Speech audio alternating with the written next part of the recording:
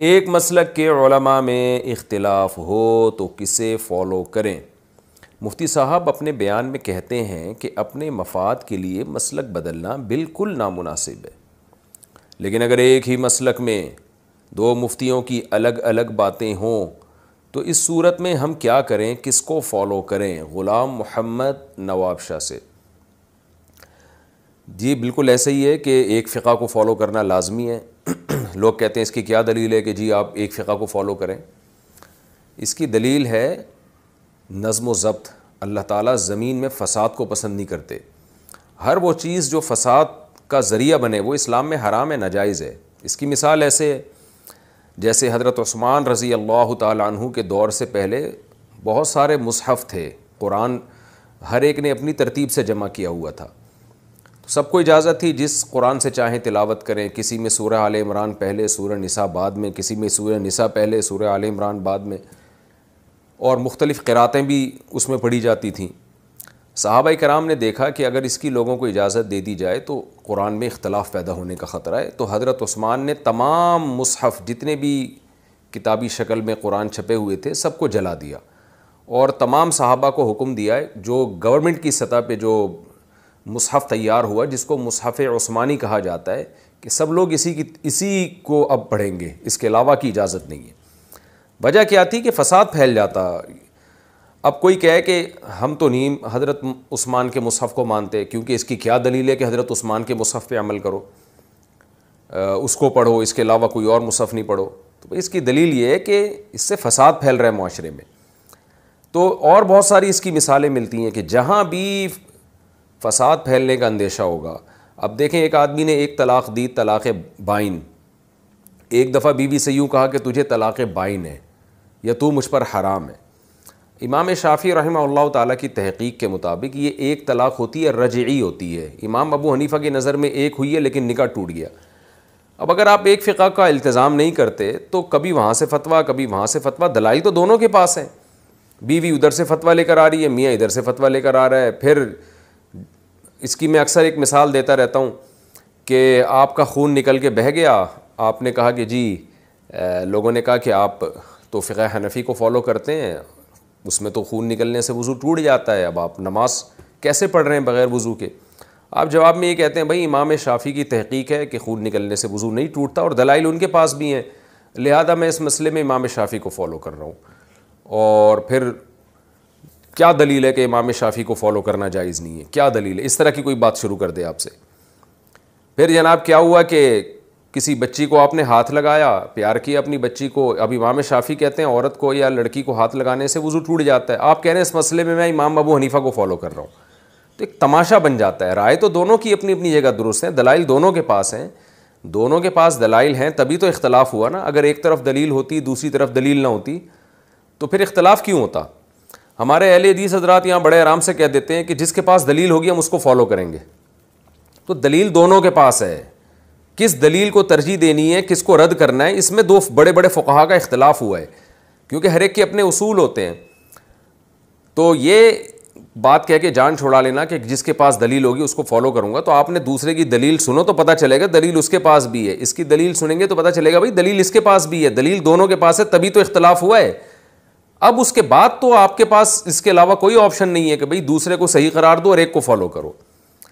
تو اب یہی ہے کہ اگر آپ اس طرح سے ایک کو فالو کریں گے کہ عوام کو یہ رائٹ دے دیا جائے کہ خود ہی تجزیہ کرتے رہیں اور جناب جج بن کے فیصلہ کرتے رہیں کہ اس میں امام شافعی کی بات درست ہے یا ابو حنیفہ کی بات درست ہے، تو عوام کے ہاتھ میں دین ایک کھلواڑ بن جائے گا، جو کہ بن چکا ہے۔ آپ دیکھ رہے ہیں یوٹیوب پہ کیا ہو رہا ہے اور فرقے کیسے پھیلتے چلے جا رہے ہیں۔ کھلواڑ بن جائے گا اور وہی تماشے، اور جو ہے علم ہے نہیں اور جہالت کی بیس پہ فتویٰ دیا جائے گا، جیسے کہ صحیح حدیث میں آتا ہے نبی صلی اللہ علیہ وسلم نے فرمایا ان اللہ لم یقبض ان اللہ، حدیث کے الفاظ ہیں ان اللہ لا ينتزع العلم انتزاعا من صدور الناس او کما قال صلی اللہ علیہ وسلم، اللہ تعالیٰ علم کو لوگوں کے سینوں سے نہیں اٹھائیں گے، ولکن یقبض بقبض العلماء، اللہ علماء کو دنیا سے اٹھانا شروع کریں گے، اور پھر نتیجہ کیا نکلے گا؟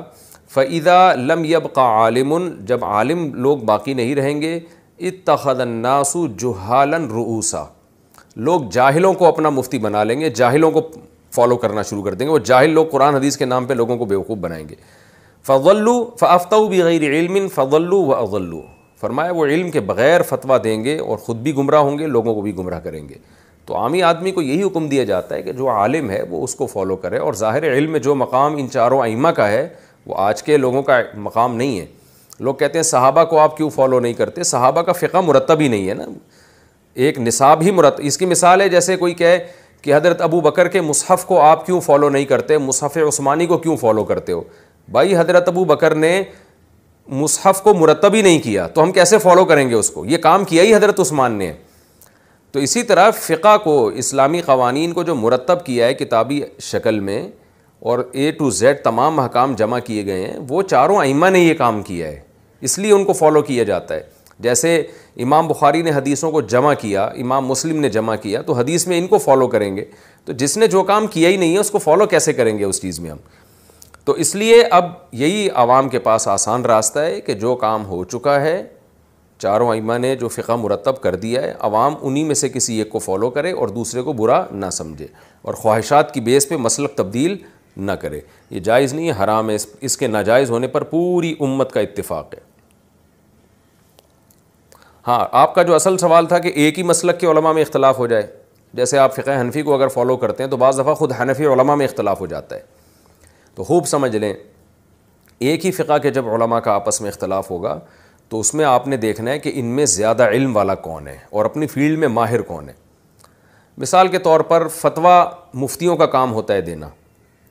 ایک عالم بہت بڑے ہیں, واعظ ہیں, خطیب ہیں, شیخ الحدیث ہیں, لیکن مفتی نہیں ہیں, اور ایک عالم جو باقاعدہ پراپر فتوے کا کام کیا ہے. دیکھیں, مفتی کا یہ مطلب ہرگز نہیں ہوتا کہ کس کے نام کے ساتھ مفتی لگا ہوا ہے. آج مدارس میں ہر فارغ ہونے والا اپنے نام کے ساتھ مفتی لگا رہا ہوتا ہے. اور روحانی ٹوپی ڈرامے جو ہے نا, روحانی عامل, یہ بھی مفتی کہتے ہیں اپنے آپ کو. تو یہ میری مراد نہیں ہے. مفتی کی ڈیفینیشن کیا ہے؟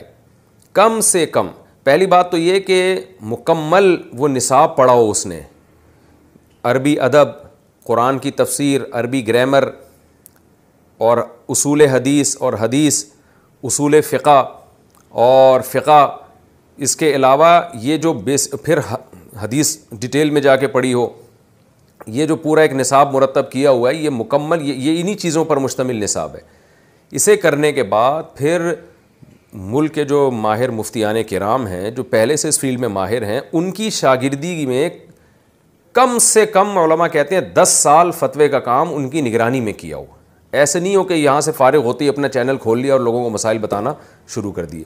کم سے کم 10 سال فتوے کا کام ان کی نگرانی میں بیٹھ کے پریکٹس کی ہو, اور اس میں فقہی ذوق بھی ہو. بعض لوگوں کا دماغ اتنا کند ہوتا ہے وہ مسائل میں چلتا ہی نہیں ہے ان کا دماغ. وہ 50 سال بھی کسی ماہر مفتی کی نگرانی میں رہیں گے پھر بھی مفتی نہیں بن پاتے وہ. تو کم سے کم 10 سال یہ تربیت کی ہو, اس کے بعد وہ اس قابل ہوتا ہے. پھر بڑوں کا اس پر اعتماد ہو کہ ہاں بھائی یہ اس قابل ہے کہ یہ مسائل کی تحقیق کر سکتا ہے. تو جب اپنے ہی مسلک کے دو علماء میں اختلاف ہو جائے تو پھر اس میں دیکھیں کہ یہ نہیں دیکھنا کہ شیخ الحدیث کون ہے یا مفسر کون ہے یا واعظ کون ہے, یہ دیکھنا ہے مفتی ان میں کون ہے. اس ترتیب کے مطابق جو میں نے بھی بیان کی ہے, اس شرائط کے مطابق مفتی ہو, اس پہ ملک کے علماء اعتماد کرتے ہوں, تو ایسے مفتی کی رائے کو پھر ایک دوسرے عالم پر ترجیح دی جائے گی. اور اگر ایسے مفتیوں ہی میں اختلاف ہو جائے, بعض دفعہ بہت کم ہوتا ہے ایسا, لیکن پھر بھی ہو سکتا ہے, بہت کم ہوتا ہے لیکن ہو سکتا ہے.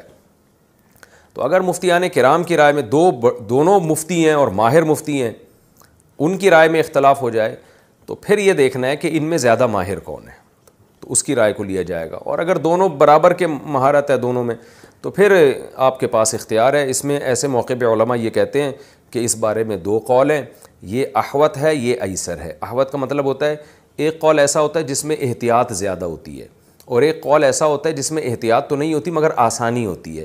تو پھر عوام کے پاس اختیار ہے کہ وہ احوط کو لے لے, یعنی احتیاط کا تقاضا تو یہ کہ اس قول کو لے جس میں مشکل ہو, اور گنجائش اس کی بھی ہے کہ اللہ کی گنجائشوں پر عمل کرے, اور جب اختلاف ہے تو آسانی والے قول پر بھی عمل کر سکتا ہے, اس کی گنجائش ہے. فون پر